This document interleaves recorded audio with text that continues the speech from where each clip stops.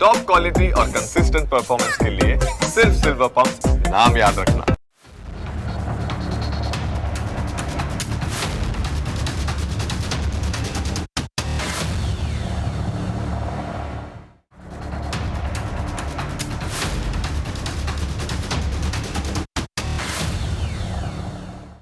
આજે સોશિયલ મીડિયાથી લઈને રાજકીય ગલીઓમાં કેટલીક ફાઇલોની ચર્ચા છે.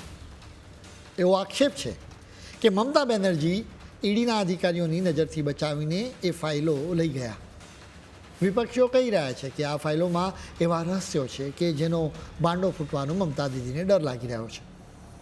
આખી વાત સમજ્યા પછી તમને એ પણ સ્પષ્ટ થઈ જશે કે પશ્ચિમ બંગાળમાં આગામી ચૂંટણીમાં ખરો જંગ મમતા વિરુદ્ધ અમિત શાહ વચ્ચે ખેલાવાનો છે. આ રાજકીય રમતને સમજવા માટે સૌથી પહેલાં તમે કેન્દ્રીય ગૃહમંત્રી અમિત શાહના નિવાસસ્થાનની બહારના આજના દ્રશ્યો જુઓ, જ્યાં બંગાળની સત્તા દિલ્હીના રસ્તાઓ પર ઉતરી આવી.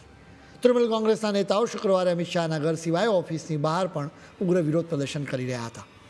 જ્યારે આ દેકારો અને સૂત્રોચ્ચાર હદ વટાવી ગયા ત્યારે દિલ્હી પોલીસ એક્શન મોડમાં આવી. પોલીસ અને નેતાઓ વચ્ચે જાણે ખેંચતાણ શરૂ થઈ ગઈ હોય એવા દ્રશ્યો સર્જાયા. તૃણમૂલના ફાયરબ્રાન્ડ નેતા મહુવા મિત્રા અને ડેરેક ઓબ્રાયન સહિત અનેક દિગ્ગજ નેતાઓની અટકાયત કરવામાં આવી. હવે કદાચ આટલી વાત જાણીને તમને સવાલ થાય કે તૃણમૂલ કોંગ્રેસના નેતાઓ કેન્દ્રીય ગૃહમંત્રી અમિત શાહના ઘરે કેમ વિરોધ પ્રદર્શન કરી રહ્યા છે. આ લોકો ઈડીની એક્શનનો વિરોધ કરી રહ્યા છે. એમ છતાં પણ અમિત શાહના ઘરની બહાર વિરોધ પ્રદર્શન કરવા પાછળ કોઈ લોજિક નથી, કેમ કે ઈડી તો કેન્દ્રીય નાણાં મંત્રાલયના અંડરમાં આવે છે. એટલે તેમણે વિરોધ પ્રદર્શન કેન્દ્રીય નાણામંત્રીના ઘરની બહાર કરવું જોઈતું હતું. હકીકતમાં છેલ્લા કેટલાક સમયથી બંગાળની ચૂંટણી અમિત શાહ વિરુદ્ધ મમતા બેનર્જી વચ્ચેના જંગમાં ફેરવાઈ ગઈ છે, જ્યાં અમિત શાહ બંગાળમાં આક્રમક રીતે બીજેપીનું સુકાન સંભાળી રહ્યા છે. તેઓ બંગાળમાં બાંગ્લાદેશી અને રોહિંગ્યા મુસલમાનો પ્રત્યે દાખવવામાં આવતી મમતાનો ભારે વિરોધ કરી રહ્યા છે. એટલે જ અકળામણ અને ડરના માર્યા મમતાના નેતાઓ અમિત શાહના ઘરની બહાર વિરોધ પ્રદર્શન કરી રહ્યા છે. ચાલો હવે મૂળ વાત પર આવીએ. દિલ્હીના રસ્તા પર જે ડ્રામા દેખાઈ રહ્યો છે એની સ્ક્રિપ્ટ તો હકીકતમાં ત્યાંથી 1500 કિલોમીટર દૂર કોલકાતામાં લખાઈ. એક કેસમાં ઈડીના અધિકારીઓએ એકસાથે 2 જગ્યાએ દરોડા પાડ્યા અને નિશાના પર હતી આઈપેક સંસ્થા. આઈપેક એટલે કે ઇન્ડિયન પોલિટિકલ એક્શન કમિટી. આ એ જ સંસ્થા છે જેની સ્થાપના જાણીતા રણનીતિકાર પ્રશાંત કિશોરે કરી હતી. આ સંસ્થાનું કામ છે ચૂંટણીની રણનીતિઓ ઘડવી. કોલકાતામાં સંસ્થાના વડા પ્રતિક જૈનના ઘરે વહેલી સવારે ઈડીની ટીમ પહોંચી અને વાત ત્યાં જ ન અટકી. આ જ શહેરમાં આવેલી આઈપેકની મુખ્ય ઓફિસ પર પણ એ સમયે દરોડા પાડવામાં આવ્યા. આ દરોડાના લીધે વાત વધુ વણસી. આ દરોડા બાદ ખૂબ જ મોટો ડ્રામા થયો. દરોડો હજુ ચાલતો જ હતો ત્યાં તો કોલકાતાની શેરીઓમાં હલચલ તેજ થઈ ગઈ. હાઈ ડ્રામા તો હવે શરૂ થયો જ્યારે ઈડીના અધિકારીઓ અંદર તપાસ કરી રહ્યા હતા અને ત્યારે અચાનક કોલકાતાના પોલીસ વડા વિનીત ગોયલ એકદમ હાફળા ફાફડા બનીને પ્રતિક જૈનના ઘરે દોડી આવ્યા. વાત અહીં પૂરી થતી નથી. પોલીસ વડાની પાછળ ખુદ મુખ્યમંત્રી મમતા બેનર્જી પણ પહોંચી ગયા. થોડી મિનિટો બાદ જ્યારે મમતા દીદી બહાર આવ્યા ત્યારે તેમના ચહેરા પર અકળામણ સ્પષ્ટ દેખાતી હતી. પણ દુનિયાની નજર તેમના ચહેરા પર નહીં, તેમના હાથમાં રહેલી ગ્રીન ફાઇલ પર હતી. હવે તમને સવાલ થશે કે એક પ્રાઇવેટ સંસ્થાની ઓફિસમાં દરોડો પડે અને ત્યાં રાજ્યના મુખ્યમંત્રી પોતે કેમ પહોંચી જાય? વાત જરા એમ છે સાહેબ કે આઈપેક સંસ્થા વર્ષોથી મમતાની પાર્ટી માટે કામ કરી રહી છે. 2021ની ચૂંટણીમાં તૃણમૂલની ભવ્ય જીતની ક્રેડિટ આ જ સંસ્થાને જાય છે. એ સમયે પ્રશાંત કિશોર આ સંસ્થાના કરતા હરતા હતા, પણ તેઓ બિહારની રાજનીતિમાં સક્રિય થયા. એના પછી આખું કામકાજ પ્રતિક જૈન સંભાળી રહ્યા છે.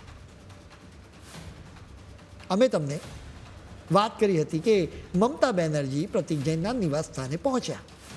અહીંથી નીકળીને તરત જ તેઓ 15 કિલોમીટરના દૂર આવેલી આઈપેકની ઓફિસ પણ પહોંચ્યા, જ્યાં ઈડીની બીજી ટીમ તપાસ કરી રહી હતી. મમતા અહીં પાછલા દરવાજેથી આવ્યા. તેઓ 15થી 20 મિનિટ બાદ ત્યાંથી જતા રહ્યા.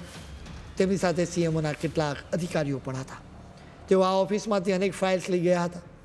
આ ફાઇલ્સને કારની પાછલી સીટ પર રાખવામાં આવી હતી. હવે સવાલ એ થાય કે આટલી ધમાચકડી કેમ?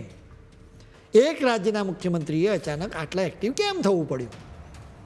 આ જાણવા માટે તમારે ઈડીના અધિકારીઓના આરોપો જાણવા પડે.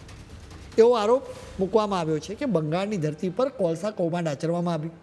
આ કૌભાંડમાંથી જે કરોડો રૂપિયાની કમાણી થઈ એ રકમ આઈપેકના ખાતામાં પહોંચાડવામાં આવી. આ મામલે બીજેપીના પ્રવક્તા સંબિત પાત્રા શું કહી રહ્યા છે એ પહેલાં તમે સાંભળો.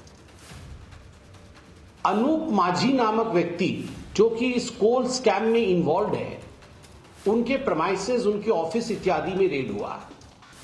उस रेड में मालूम पड़ा कि एक हवाला का रैकेट भी इन्वॉल्व है और इसमें पीएमएलए का केस भी बनता है, prevention of money laundering act.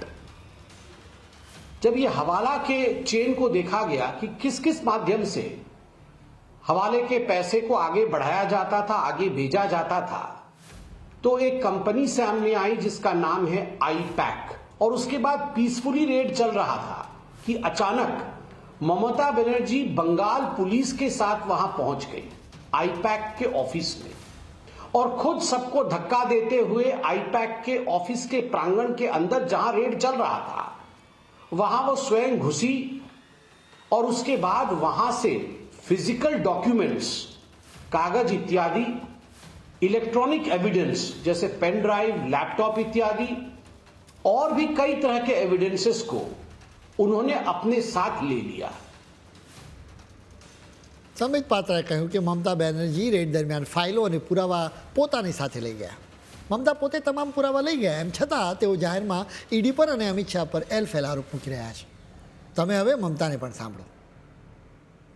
आप देखिए, अगर अमित शाह आपको बंगाल को जीतना है तो आपको हिम्मत है तो आप इलेक्शन में लड़ाई करके आइए. आप क्यों हमारा पार्टी आईटी सेक्टर को रेड करके पूरा पेपर ले लिया? મમતાએ આરોપ મૂક્યો કે અમિત શાહે પાર્ટીની આઈટી ઓફિસમાંથી પેપર લઈ લીધા. હવે સવાલ એ છે કે આ ફાઇલ્સમાં શું છે. કેટલાક રિપોર્ટ્સમાં દાવો કરવામાં આવ્યો છે કે કેટલીક ફાઇલ્સ ફેબ્રુઆરી 2022ની છે. એમ પણ કહેવામાં આવી રહ્યું છે કે એક ડોક્યુમેન્ટ મહુવા મોહિત્રાને સંબંધિત છે. હવે આખો મામલો અદાલતે પહોંચ્યો છે. જો કોર્ટને લાગશે કે ઈડીએ તમામ પ્રક્રિયા પૂરી કરીને દરોડો પાડ્યો અને કાયદેસરના દરોડા વખતે જ પુરાવા લેવાયા છે તો ઈડીનો કેસ મજબૂત થવાનો છે. હવે મમતાએ પણ પુરવાર કરવું પડશે કે તેઓ જે કંઈ પણ ફાઇલ્સ લઈ ગયા એનો તપાસની સાથે કોઈ જ સંબંધ નથી. એક મુખ્યમંત્રી તરીકે મમતા બેનર્જીએ કેન્દ્રીય તપાસ એજન્સીના કામમાં જે રીતે સીધો હસ્તક્ષેપ કર્યો તે ક્યાંક ને ક્યાંક વહીવટીતંત્રમાં એક ખોટો ચીલો પાડી રહ્યો હોય તેવું સ્પષ્ટ દેખાઈ રહ્યું છે. સવાલ એ છે કે મમતા દીદી જે આક્રમકતાથી અમિત શાહ પર પ્રહારો કરી રહ્યા છે તેની પાછળ શું માત્ર રાજનીતિ છે કે પછી આક્રોશની પાછળ આવનારી ચૂંટણીમાં પરાજયનો કોઈ છુપો ડર છે? જ્યારે સત્તાના પાયા હચમચાવા લાગે ત્યારે અવાજમાં આક્રમકતા અને વર્તનમાં અકળામણ આપોઆપ આવી જતું હોય છે. બંગાળનો આ સંગ્રામ હવે માત્ર ભ્રષ્ટાચારની તપાસ નથી રહ્યો. આ તો સત્તા ટકાવી રાખવા અને સત્તા કબજે કરવા વચ્ચેનો એક એવો જંગ બની ગયો છે જેમાં બંધારણીય મર્યાદાઓનો પણ ભંગ થઈ રહ્યો છે.